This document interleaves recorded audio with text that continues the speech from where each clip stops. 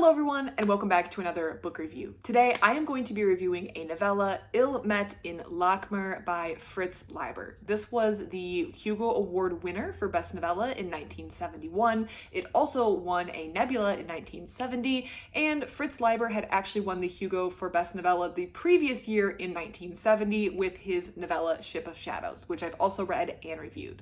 So I was excited to dive back into Fritz Leiber's work because I enjoyed Ship of Shadows, and I think Il Met in Lankhmar was even better than Ship of Shadows. I really enjoyed this one. I read it in the collection The Leiber Chronicles, 50 Years of Fritz Leiber. I thought the cover of this is super fun. So let's talk about what is in this book and what I liked about it. So, as mentioned, Fritz Leiber had won the Hugo for Best Novella in 1970 with Ship of Shadows, which is more of a sci-fi setting. Well, Il Met in Lankhmar is definitely fantasy. It takes place in this fantasy setting, Lankhmar, and is about 30 pages in this book format, but is very, very enjoyable, and quite a bit is packed into it.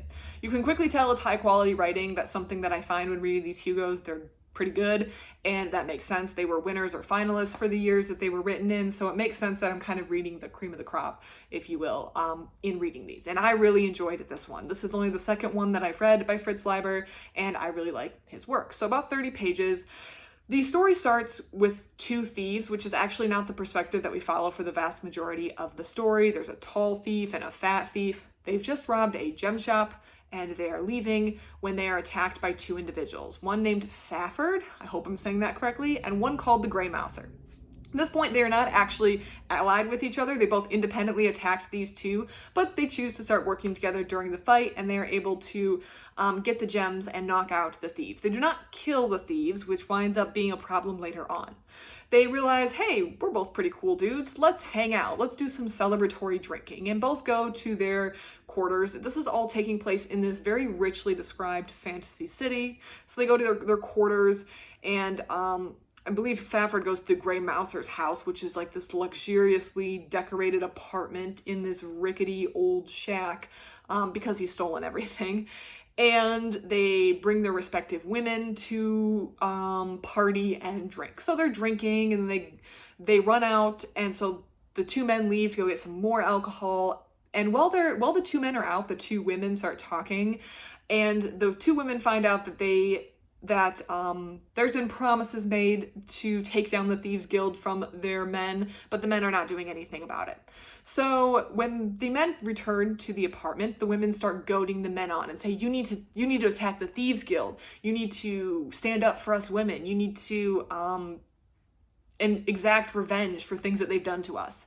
So the men kind of get goaded and talked into agreeing to infiltrate the Thieves Guild, and this winds up leading to a lot of problems and a lot of drama and a life-altering decision that kind of comes about by the end of it.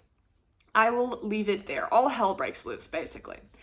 This book, or this novella, was written as a prequel to the Fafford and Grey Mouser adventures, which I guess Fritz Leiber had been writing for quite a while at this point. I got that from Wikipedia, so I did not just conjure that up in my brain.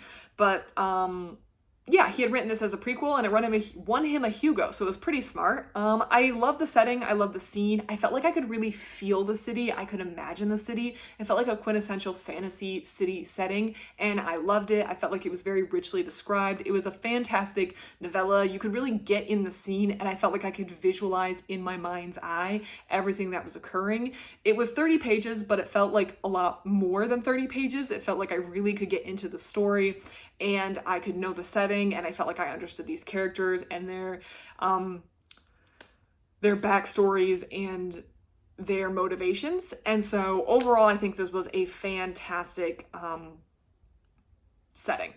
Now, women goading on men to do something and then men getting in trouble or running into problems is a tale as old as time. I mean, I've seen this in a number of books, but it really reminded me personally of this scene that occurred in the Expanse series, where there's one guy who's trying to set a time trial by ship, and he's being goaded on by I think it's like his cousin, but he has vague sexual interest in her. It's kind of odd.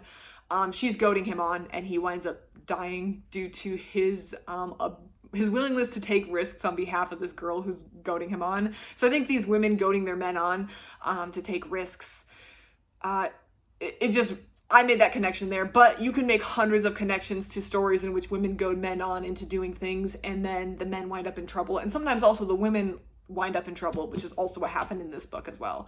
So I think that that's a very common trope, let's say. I'm sure it also happens in real life as well, which is why it occurs so frequently. But that's something that I saw and something that I had made a connection to. But I doubt there's no true connection between those two stories. It's just a common trope. Overall, I loved it. Fantastic. I would actually like to read more about these two characters, especially Fritz Leiber has been writing about these characters for a while. I thought it was a fun read, and if you like novellas or want to try a new fantasy novella, I would recommend Ilmet in Lankhmar. I actually think this one was a little better than his Ship of Shadows, which was the previous winner, and I think that he has a really good sense of writing these fantasy settings and does a fantastic job of it. If you've read this book, please let me know what you thought about it in the comment section down below. Thank you so much for watching, and I hope you have a great rest of your day.